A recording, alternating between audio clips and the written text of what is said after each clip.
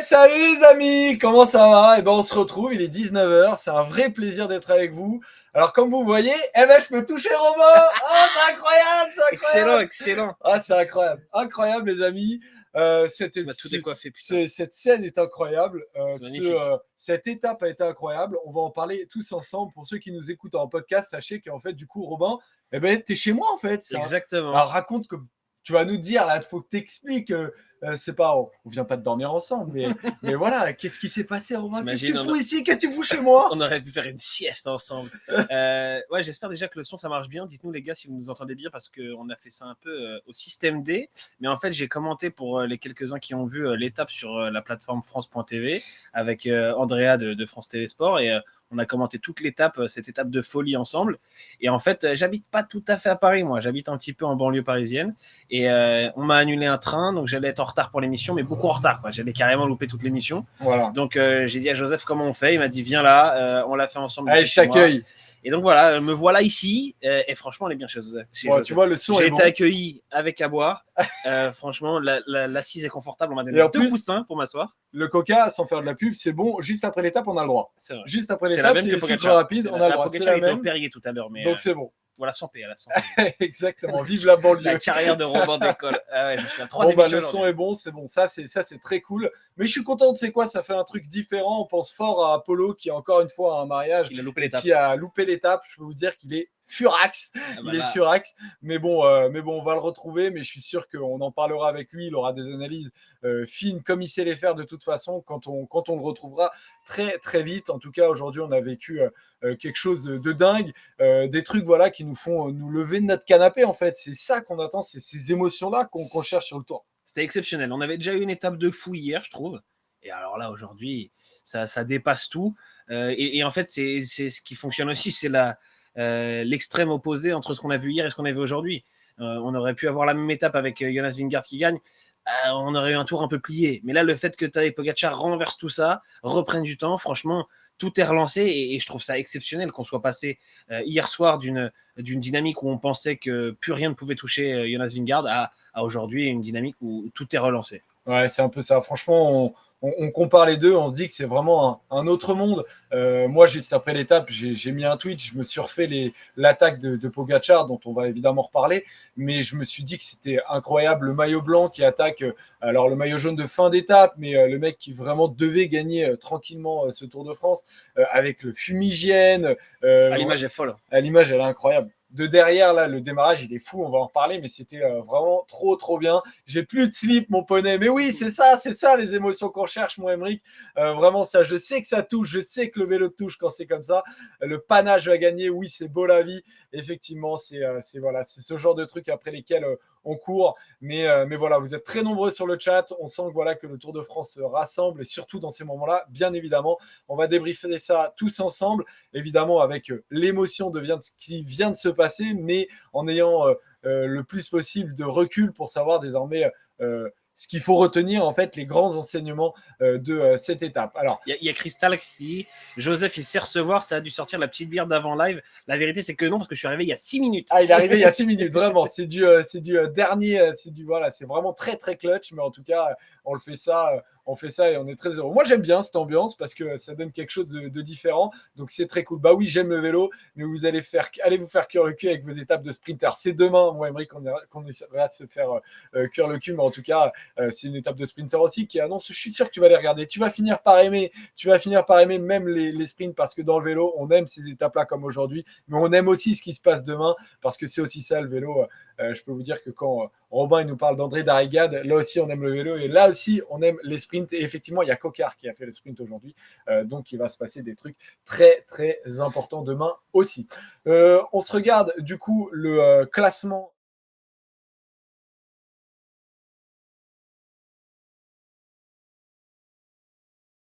On n'entend pas.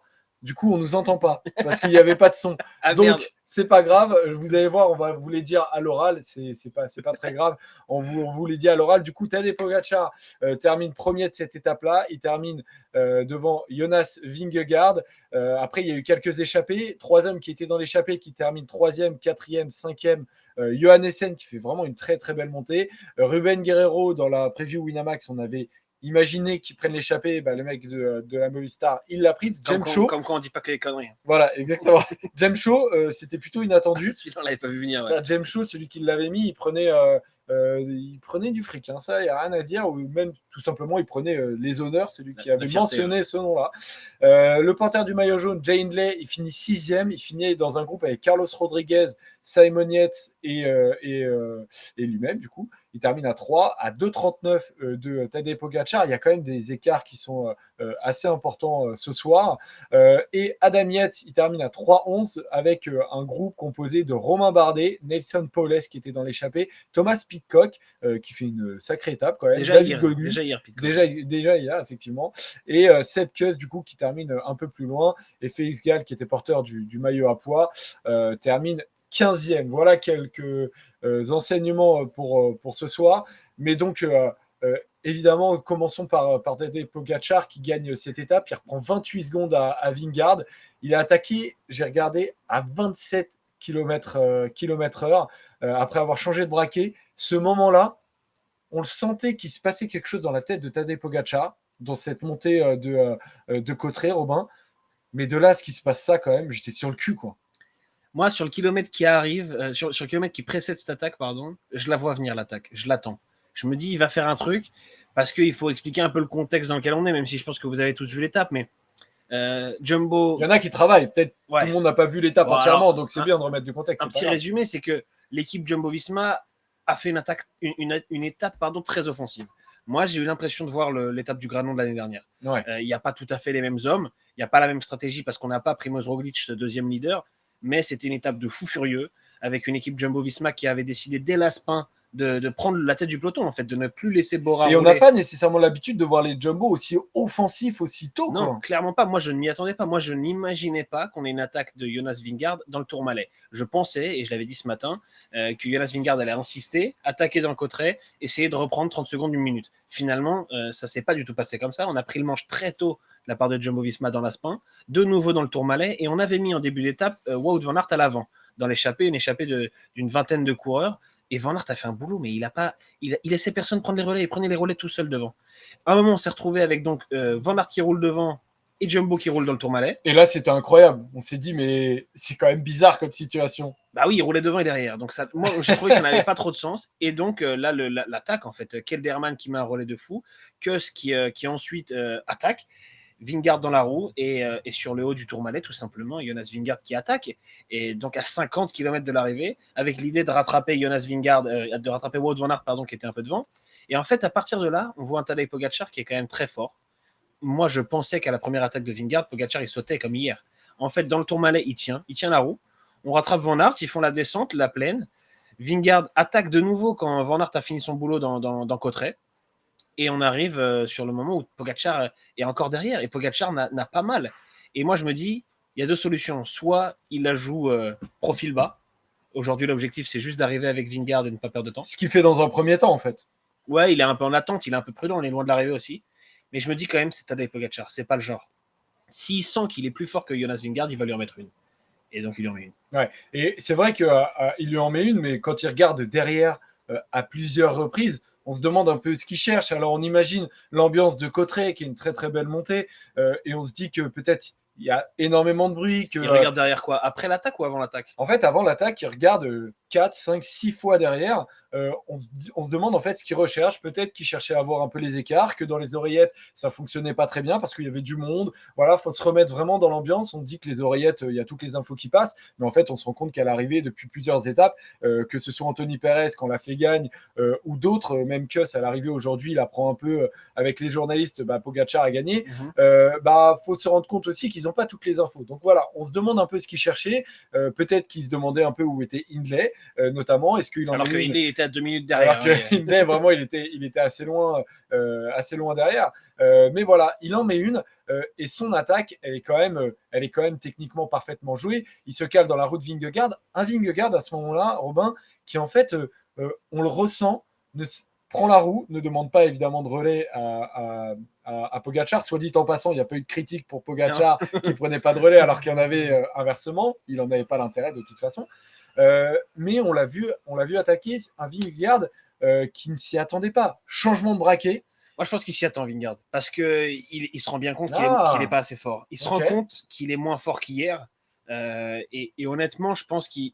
Dans le Tourmalet, je me dis, il attaque pas à 100%. C'est pour ça que Pogacar est encore là, parce qu'on est encore loin de l'arrivée, donc on est encore dans une phase de test et d'observation, et il mettra la vraie attaque dans Cauterets.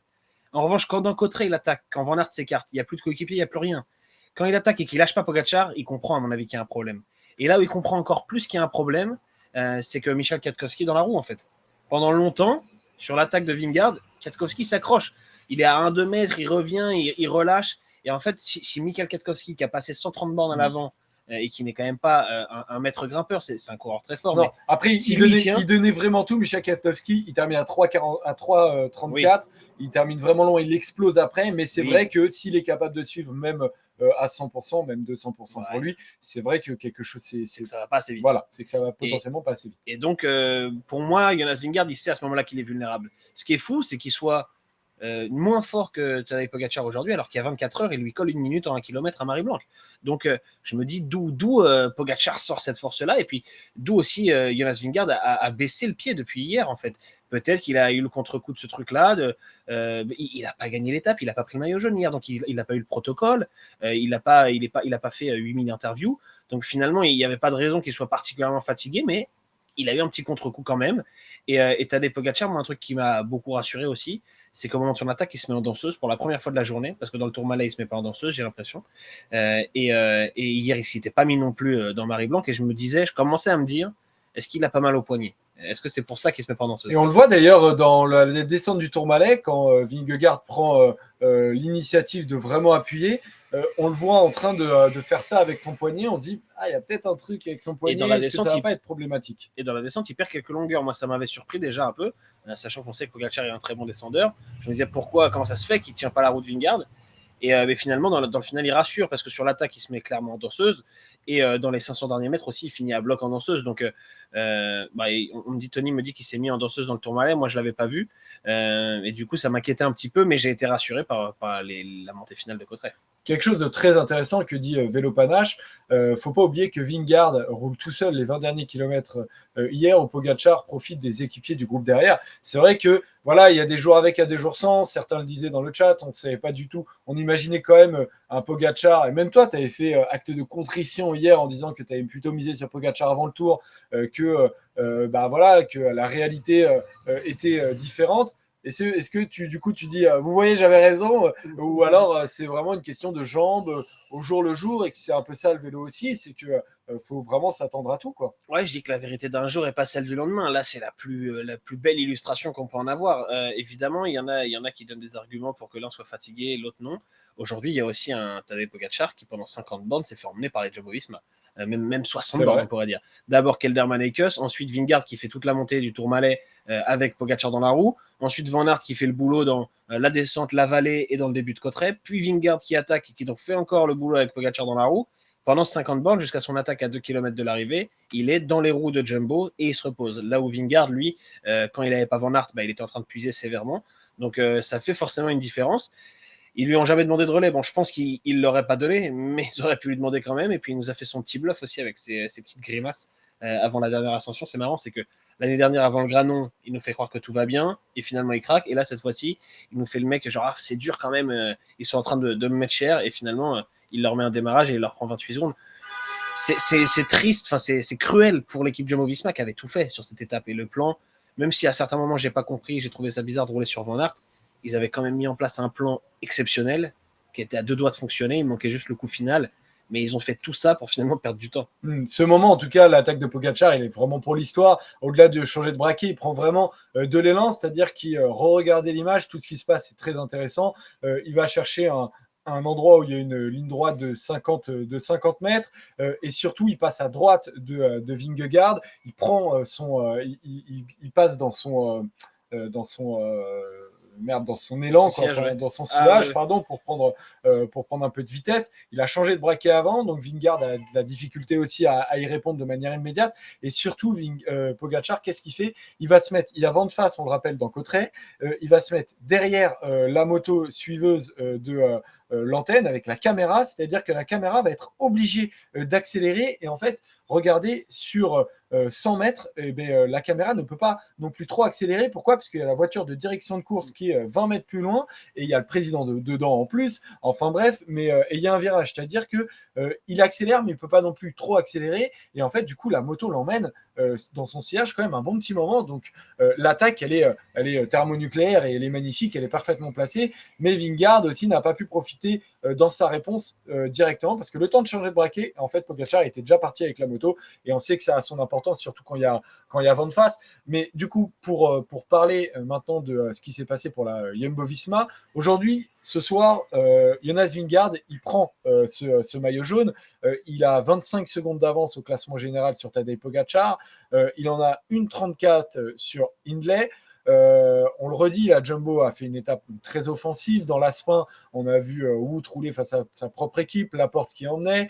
Van Hooijdonk a fait une bonne partie de boulot. Derrière, en fait, c'est surtout l'accélération de Kelderman qui a presque empêché aussi Benoît de faire son boulot. Il a même pas eu le temps. Van Hooijdonk a aussi accéléré fort et a empêché Benoît de faire son boulot.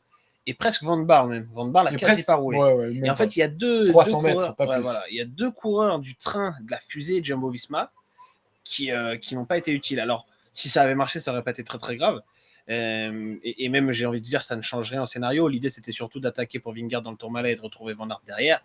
Mais oui, il y en a quelques-uns qui n'ont pas été très utiles. Après, Benoît, il avait fait beaucoup d'efforts hier dans l'échappée aussi. Ouais. Et donc, derrière, Kuss prend.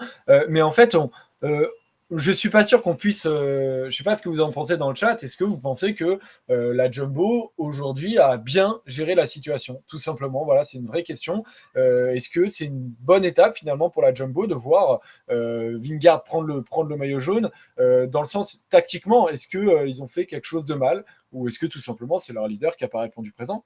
Bon, prendre le maillot jaune, c'est naturel. Moi, j'étais à peu près certain que ce serait le cas parce que Jay Hindley avait pas assez d'avance pour tenir. Et c'était évident que Jonas Vingegaard aujourd'hui allait retenter quelque chose. Parce qu'avec l'état de forme de Pogacar hier et le fait que tu lui prends une minute, tu es obligé de retenter aujourd'hui.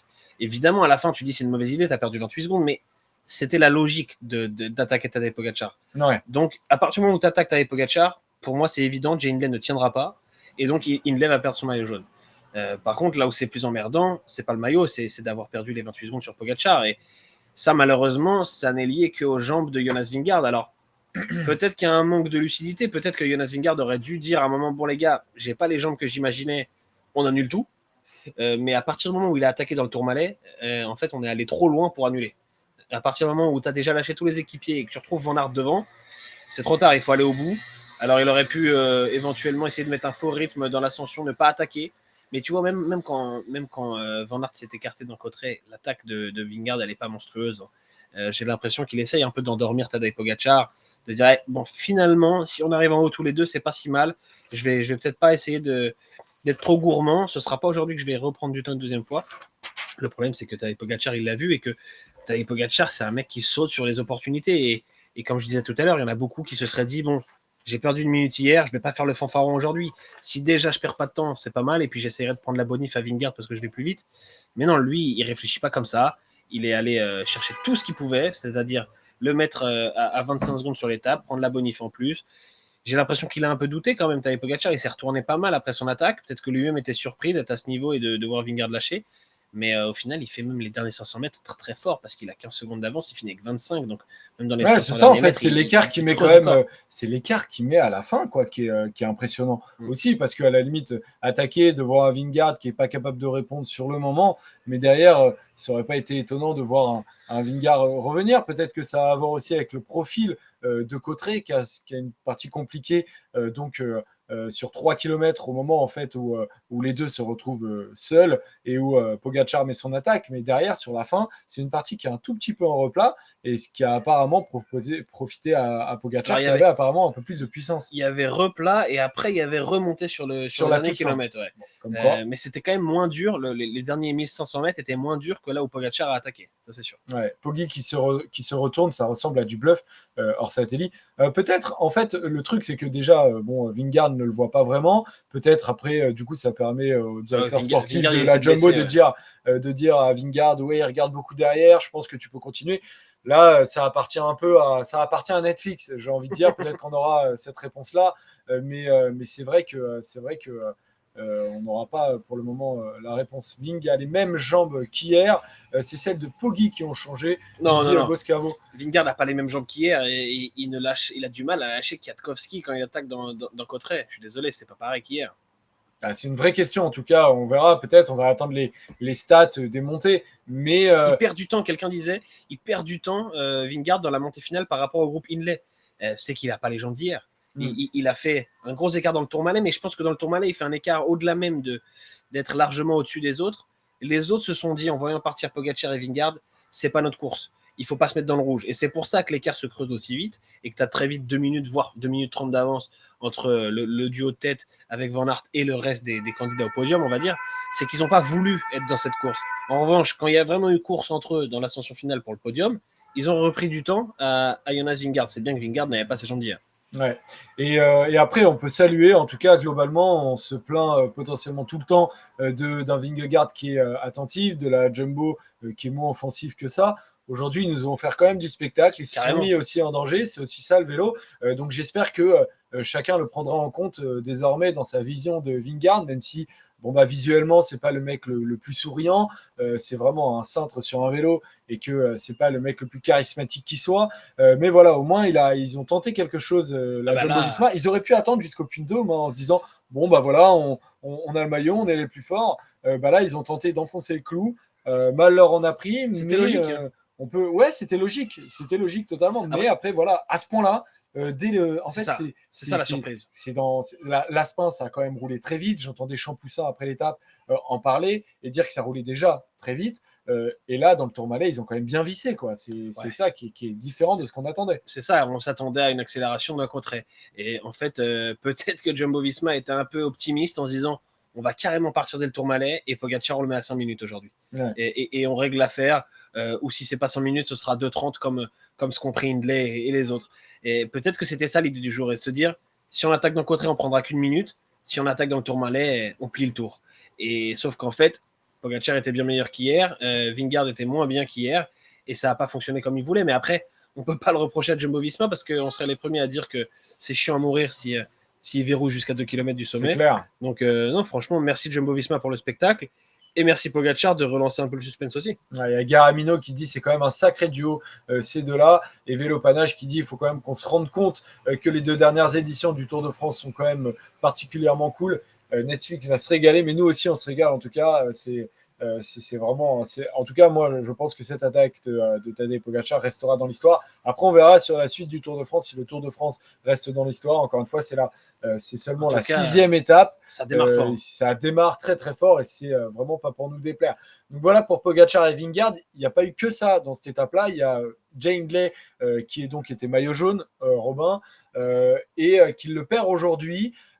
Aujourd'hui, il se retrouve à 1,34 de Vingegaard. Il est à 1,10 de Tadej Pogacar. Mais il a quand même un bon matelas d'avance sur Simon Yates qui est à 3,14. Aujourd'hui, Jay Hindley, quand même, il confirme qu'il est le grand favori au podium et qu'il a résisté dans une étape où vraiment on l'attendait. Ouais, exactement. Hier, on pouvait difficilement connaître sa place dans la hiérarchie des grimpeurs puisqu'il avait fait Marie-Blanc tout seul en tête. Et moi, j'attendais vraiment de voir l'étape d'aujourd'hui pour savoir est-ce qu'Hindley est vraiment le 3e plus fort sur Tour de France. Hier, il a fait un coup tactique exceptionnel, d'accord. Est-ce qu'il est vraiment le 3e plus fort? On avait Gaudu, on avait Carlos Rodriguez, on avait potentiellement Romain Bardet, Landa, même si on n'a pas un Landa exceptionnel actuellement. Les frères Yates, là, on a la réponse. Pour moi, c'est lui le 3e plus fort. C'est le seul qui a essayé de suivre Pogacar et Vingegaard dans le Tourmalet. Je pense qu'il pouvait suivre un poil plus, mais il s'est retenu pour pas se mettre complètement dans le rouge et pas se carboniser parce qu'il savait que ça n'avait pas de sens. Il allait craquer et valait mieux tout de suite revenir dans le rang. Il avait un énorme groupe derrière et j'ai l'impression que tout le monde s'est dit dans le Tourmalet, en dehors de Vingegaard et Pogacar, oula, nous on n'a pas envie de partir à 50 bornes en fait. Nous on n'a pas prévu de faire la bagarre 50 km. On va tous se calmer très vite et on fera la bagarre dans Cotteret. Et donc on a eu un peloton qui s'est reformé en fait derrière. On avait 30 mecs, tout le monde qui restait bien sage, les coéquipiers qui roulaient et on n'a pas du tout fait la bagarre dans le Tourmalet. On a un peu, c'était presque un gentleman agreement en mode non, c'est trop tôt pour nous. Et dans Cauterets, on a bien vu Jay Hindley, il était le plus fort. Il est arrivé avec Simon Yates et Carlos Rodriguez, pardon. Donc on peut dire qu'il y a un trio qui se dégage. Sauf que Jay Hindley, il a de l'avance sur ces deux-là. Il a, tu le disais, quasi 2 minutes, 2,40 d'avance sur Yates et quasiment 2 minutes. Non, pardon, 1,40 d'avance sur Yates et quasiment 2 minutes sur Carlos Rodriguez. Donc il va falloir qu'ils aillent les chercher, ces minutes-là. Ouais, surtout que c'est des moins bons rouleurs que Jay Hindley. Déjà, Enfin, d'ailleurs, Carlos Rodriguez, j'avoue, je ne sais pas. Il faudrait le revérifier. Mais en tout cas, il y a du temps à prendre. Même le chrono, je ne suis pas sûr qu'il fasse une énorme différence vu comment il est en grimpette, mais ce sera plus un chrono de grimpeur. Mais oui, il va falloir aller lui chercher du temps.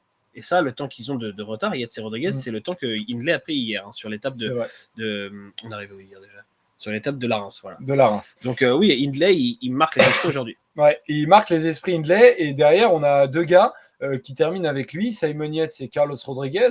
Moi, je reconnais que je n'attendais ni l'un ni l'autre aux 4e et 5e places de cette étape-là où il y a le Tourmalet, où ça termine au sommet à Cauterets. Simon Yates, en fait, les deux, je sais pas, il y en a pas un pour lequel je suis plus surpris que l'autre, étant donné que Simon Yates était un peu sorti de l'esprit de tout le monde. On se disait qu'il était sur Tour de France pour aller chercher des étapes. Je ne sais pas si c'est le début de tour où il prend justement ce maillot jaune ou non, c'est son frère qui prend le maillot jaune, mais où il est bien placé, qui lui fait peut-être un peu changer d'avis. Mais voilà, je suis assez surpris. Et en tout cas, du côté d'Ineos, on a senti aujourd'hui que vraiment c'était tout pour Carlos Rodriguez. On a vu Egan Bernal se mettre minable alors qu'on pouvait se dire qu'il l'aurait laissé se retester sur 3 semaines. Là, il s'est vraiment garé un moment, vraiment, oui, mais alors qu'il avait bossé. Alors, c'est logique. Moi, je ne savais pas. Je t'avoue que je me disais, du côté d'Ineos, est-ce qu'on ne laisse pas travailler Egan Bernal vraiment à son niveau, de manière très libre? Mais là, en fait, on l'a vraiment utilisé en faisant confiance à Carlos Rodriguez. Parce que Carlos Rodriguez, il joue le podium, et il a joué le podium déjà sur la Vuelta l'an dernier. Alors, il a craqué sur la fin et finit 7e, je crois. Mais c'est un homme qui peut viser le podium. Et aujourd'hui, tu vois, il a déjà fait des petits écarts quand même. Il a plus de 30 secondes d'avance sur David Gaudu, plus d'une minute d'avance sur Romain Bardet. Donc pour moi, c'est logique de faire confiance chez Neos à Carlos Rodriguez. Egan Bernal, il aura sa chance de nouveau sur d'autres grands tours, mais là, c'est pas pour lui. Et oui, David, ça permet de faire la transition avec David Gaudu, qui est malheureusement pas au niveau de ce trio Hindley, Yates, Rodriguez, alors que moi, je l'attends ici, en fait. Ouais. Il termine, David Gaudu, dans le groupe de Romain Bardet. En fait, il termine à 3,12 aujourd'hui. Il termine dans le groupe de Romain Bardet avec Sepp Kuss. Mais voilà, et Adam Yates aussi. Mais il n'est pas dans ce groupe, effectivement, avec Hindley, Rodriguez et Yates. 30 secondes derrière. Ce qui m'amène à une question, les gars, parce qu'au classement général, attention, il n'est pas totalement largué, mais il est quand même à 4 minutes de Jonas Vingegaard, donc à 3,30 de Pogacar.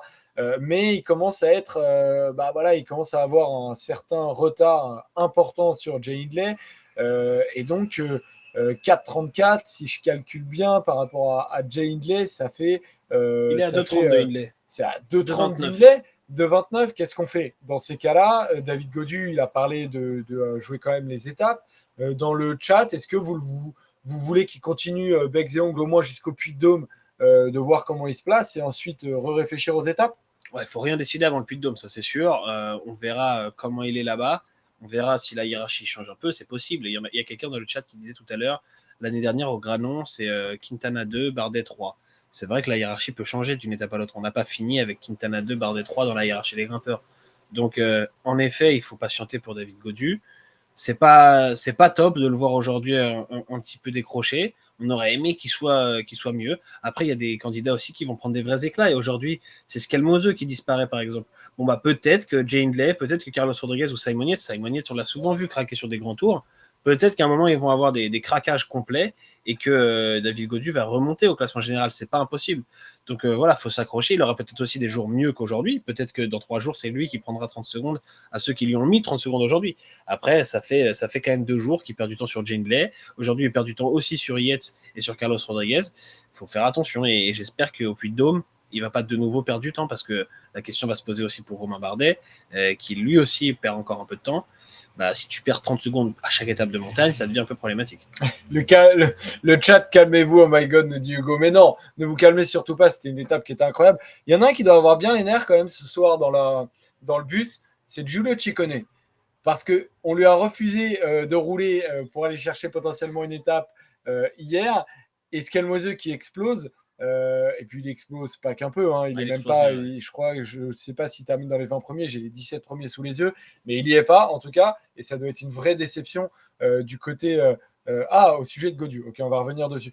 Mais ouais, voilà, c'est Skelmoseux, en tout cas aujourd'hui, il a prouvé que il avait une semaine et demie dans les pattes.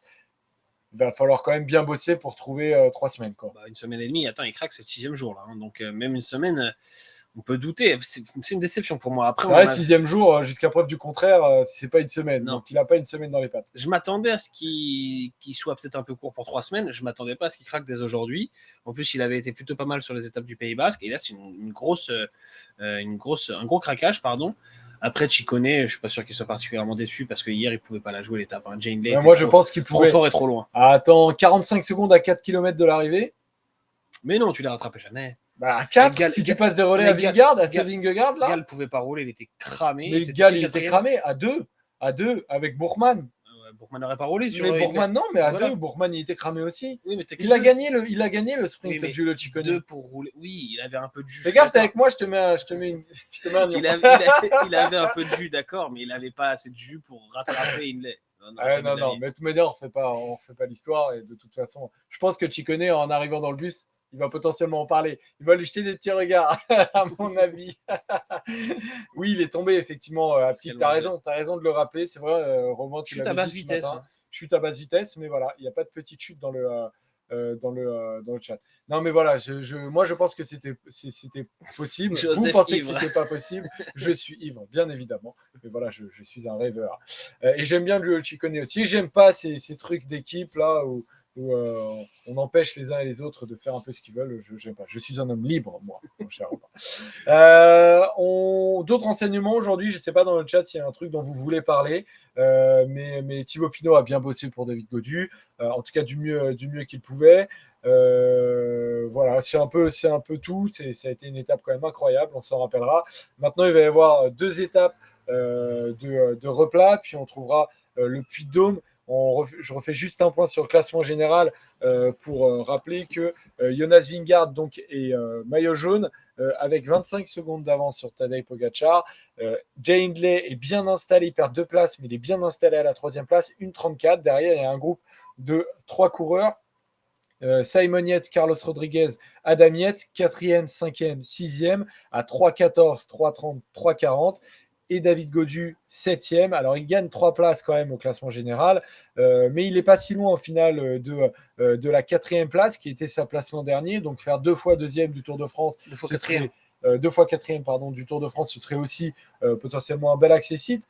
Mais en tout cas, voilà, il n'est pas très loin, donc il peut continuer à se battre pour ça. Derrière, il y a Romain Bardet, qui est à 4,43, donc à seulement 40 secondes de David Gaudu. Thomas Pidcock est toujours là, ça c'est assez étonnant, mais voilà, il est là. Sepp Kuss qui ne s'est pas relevé aujourd'hui, il est allé jusqu'au bout. Alors, je ne sais pas pourquoi, est-ce que c'est pour le classement par équipe, est-ce que c'est pour faire une belle place au général aussi, mais il est 10e du général, et Mikel Landa et O'Connor, voilà, c'est de eux dont je voulais parler pour terminer, qui sont à 5,49 et 6,10, mais qui continuent à pas lâcher.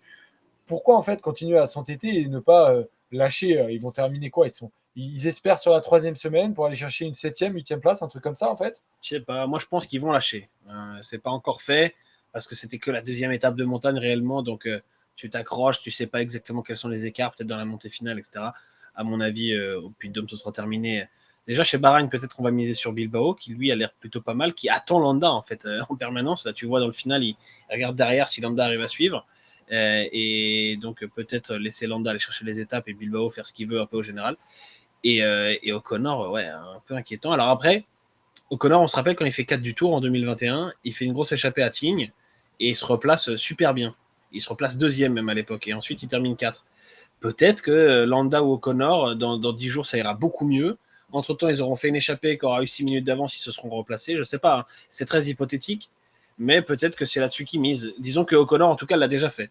Après, oui, c'est vraiment décevant à tous les deux leur Tour de France jusqu'à maintenant. Et O'Connor, bon, l'année dernière, il avait chuté, mais à part son Dauphiné de cette année qui était très bon, depuis sa 4e place sur le Tour 2021, on n'a pas vu beaucoup de choses bien quand même. On passe à la preview de la prochaine étape. Du coup, Robin, alors je ne peux pas vous l'afficher, les amis, mais de toute façon, c'est assez simple à comprendre. C'est que c'est une étape c'est une étape de plat. Donc, arrivé au sprint, c'est le 3e sprint de ce Tour de France. Pour rappel, les 2 premiers, Philipsen les a gagnés et ça a été le même podium. C'est juste que Baos a terminé 2e du premier, Ewan 3e. Et du coup, Ewan a terminé 2e du 2e sprint et Baos a terminé 3e.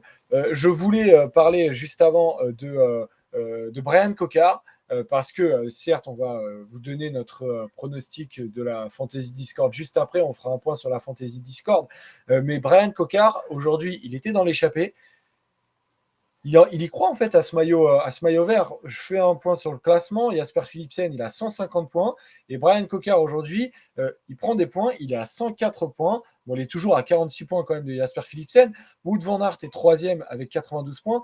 Mais on a vu sur le sprint intermédiaire aujourd'hui que Van Aert, en fait, ne lui avait pas disputé ces points-là. Comme hier, et il avait déjà dit en amont en plus qu'il ne visait pas nécessairement le maillot vert. Il y a des grandes chances qu'il parte pendant ce Tour de France, Wout van Aert. Mais voilà, il le vise, ce maillot vert, Brian Cocard. C'est un vrai objectif pour lui. Bien sûr, et c'est très intelligent ce qu'il fait. Alors, je pense que pour aller chercher Jasper Philipsen, ce sera impossible, parce que Philipsen a l'air très dominant sur les sprints. Et demain, s'il gagne, par exemple, Philipsen, ça fera 50 points. Et Cocard, même s'il va chercher une place entre 5 et 10, il va prendre une quinzaine de points tout au plus. Donc, tu prends vite un éclat. Et puis, demain, sur le sprint intermédiaire, c'est pareil. Ce sprint-là, Philipsen va le faire et prendra sans doute plus de points que Cocard. Sauf si, par chance, pour Cocard, il y a des échappées devant et qu'il n'y a plus de points à prendre pour les sprinteurs. Mais j'y crois pas parce que autant sur les 2 étapes de montagne, on avait des grosses échappées. Autant demain, on aura sûrement 2-3 mecs devant et donc il y aura des points à prendre pour les sprinteurs derrière.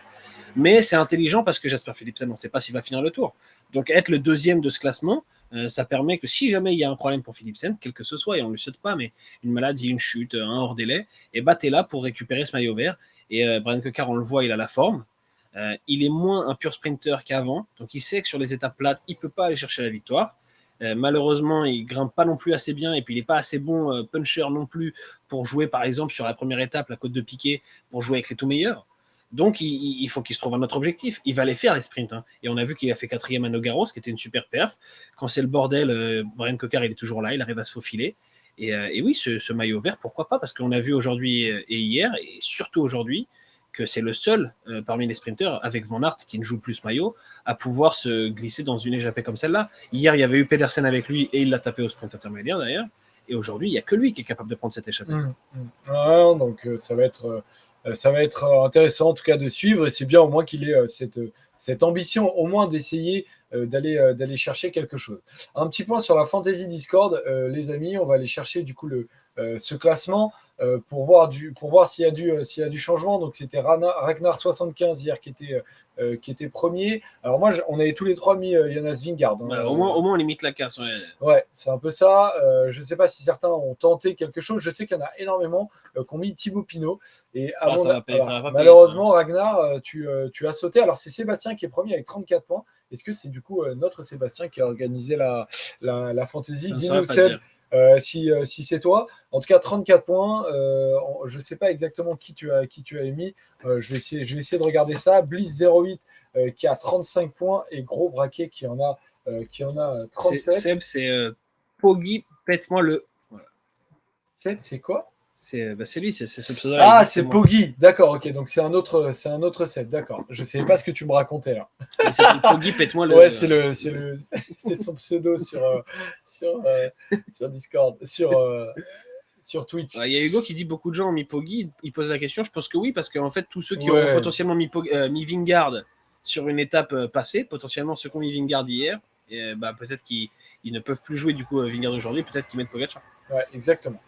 Donc, tu as sûrement mis Pogacar ce matin, Sébastien, de toute façon, pour prendre la tête de ce classement. Et nous, on est un peu plus loin, on va suivre ça de toute façon. Ah, moi, je suis bien bas. Hein.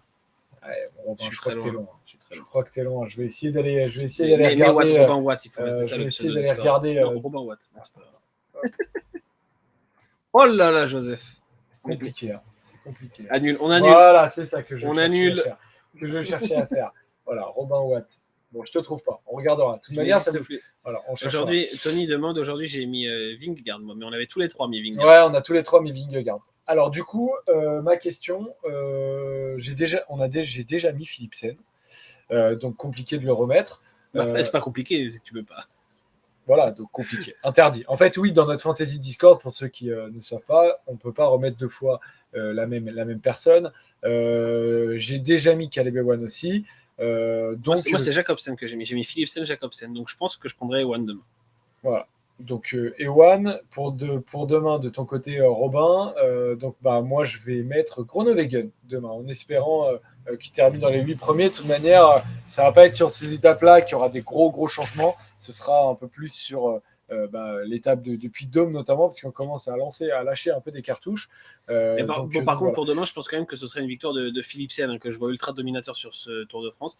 Alors, le seul truc, c'est que Van Der Poel, son lanceur favori, qui est très fort, qui a lancé magnifiquement à Bayonne et Nogaro, même en prenant une pénalité, aujourd'hui, il a fait des efforts parce qu'il était dans l'échappée, d'une manière un peu incompréhensible. Peut-être qu'il voulait se faire un kiff, peut-être qu'il s'ennuie un peu sur ce Tour de France. Je pense que c'est ça, je ne vois pas trop d'autres... Ouais. Moi aussi, c'était mon analyse, mais du coup, il aura peut-être un peu moins de jus demain pour emmener le sprint à Jasper Philipsen. Ouais, peut-être. Et dans le chat, il y a Adam qui pose la question de Wout van Aert. Wout van Aert, beaucoup d'efforts encore. Il a fait une étape démentielle. Il y en a beaucoup sur les réseaux, etc., qui se posaient la question, est-ce que c'est le Wout van Aert qui est enfin à son vrai niveau? En tout cas, aujourd'hui, on l'a vu mettre dans le rouge 90% des échappés. Tout le monde sauf Pogacar. Voilà, tout le monde sauf Pogacar. Et derrière, en plus de reprendre du monde. Et puis, c'est pas la première fois qu'il le fait sur ce Tour de France. Donc, à voir comment il s'en remet. Potentiellement aussi... aller voir peut-être du côté de la porte. Faut voir comment il est. En tout cas, il a l'air très en forme. Donc, en soi, moi, je ne serais pas surpris qu'il ne fasse pas le sprint demain. Rappelle-toi, en fin de tour l'année dernière, quand il avait laissé la porte sprinter, justement, il était un peu cuit et il avait dit, bon, je vais laisser la porte sprinter parce que moi, j'en peux plus. Donc, voilà, moi, je ne serais pas complètement étonné que demain, Wout van Aert ne soit pas dans le sprint. Ouais. Et donc, ça arrive à Bordeaux. Je voulais essayer de regarder l'arrivée à Bordeaux. Ça fait un moment qu'on n'est pas là à Bordeaux, je crois. C'est vrai? Moi, ouais, j'ai pas souvenir d'une dernière étape à Bordeaux. Je voulais regarder ça. Bon, en tout cas, c'est une ligne droite assez importante. C'est le long de la Garonne et c'est une ligne droite en fait qui fait, si je me trompe pas, elle fait, elle est longue, hein, la ligne droite. J'essaie de regarder 300 mètres. Si ça, c'est 1 kilomètre, elle fait quasiment 1 kilomètre, quasiment 2 kilomètres. Ouais, cette ligne 1 droite. km 5, on va dire, on prend pas de risque. Donc voilà, ça va être un sprint de puissant. Il n'y aura pas de virage. Donc là, il faudra évidemment se placer. Il y a des chances dans la roue de Philipsen, étant donné que le train de la Pessine va s'y mettre. Mais voilà, 2 km 5, il y a 2 virages en épingle. Ça traverse la Garonne, ça traverse le pont, ça tourne à droite. Et après, c'est une ligne droite vraiment qui va être avec des belles images sûrement au-dessus de Bordeaux. Wout van Aert a dit qu'il allait se reposer demain, nous dit Mister JY. Donc intéressant comme information. On la vérifiera bien évidemment. Même si on te fait confiance, on le dit. Donc voilà. Bon mon Romain, donc pas de rétro aujourd'hui. T'as été rassuré sur les temps hier. Tu vois, tu disais que on perdait du monde sur la rétro. Il y a eu plein de gens qui ont mis des messages très sympas sur YouTube. Et sur Twitch aussi, donc merci beaucoup les gars, ça fait plaisir de savoir que vous appréciez aussi cette partie de l'émission. Donc promis, je continue, il y en aura une demain, mais aujourd'hui comme... Tu sais déjà sur qui tu fais ou pas encore? Absolument pas, mais comme aujourd'hui j'ai passé la journée à France Télévisions pour commenter, justement, j'ai pas eu le temps de la faire. Et j'en profite, vu qu'on a encore un petit peu de temps, pour le dire à ceux qui demandaient, est-ce qu'on va faire toutes les étapes sur France Télévisions comme on a fait? Ça s'est bien passé aujourd'hui. Franchement, c'était super. On a été gâtés avec l'étape. Les commentaires, apparemment, ça a plu à pas mal de gens. Vous avez été quelques-uns aussi à venir mettre des messages sur Twitter avec le hashtag #IntégralTDF pour nous poser des questions et mettre un peu d'interactivité. Donc, c'était cool. Et donc, on reviendra sur l'étape 15 qui va à Mont-Blanc-Saint-Gervais. Belle étape. Exactement. Et on reviendra aussi sur l'étape 20 vers le Markstein. Donc, c'est les 2 rendez-vous à noter. Si vous voulez regarder l'étape et avoir les commentaires d'Andrea et moi, et on parle beaucoup d'analyse tactique, on parle beaucoup de vélo et beaucoup moins de tout ce qu'il y a autour du Tour de France et du patrimoine. C'est un peu moins grand public, mais à vous, je suis sûr que ça plaira. Notez ça, étape 15 et étape 20. Trop bien. Marion, c'est passé sur le plateau? Non, pas du tout, mais nous, on était, D'accord. nous, on était, Okay. Bah oui, nous, c'est on pour était ça. à France Non, mais je sais TV. pas, ça parle de Mario Rousse. Vous allez Ah non, arrêter avec j'étais Mario pas Rousse. avec Mario Rousse. Non, non. Bah, Mario Rousse, elle est Laissez-la avec, tranquille. avec Alexandre Pasteur et Laurent Oui, Gérard. c'est Eux, pour ils ça. sont Ça sur les m'étonne. étapes. Ouais, c'est Moi, pour ça. j'étais à Paris, en studio, à deux avec mon compagnon du jour. Ouais.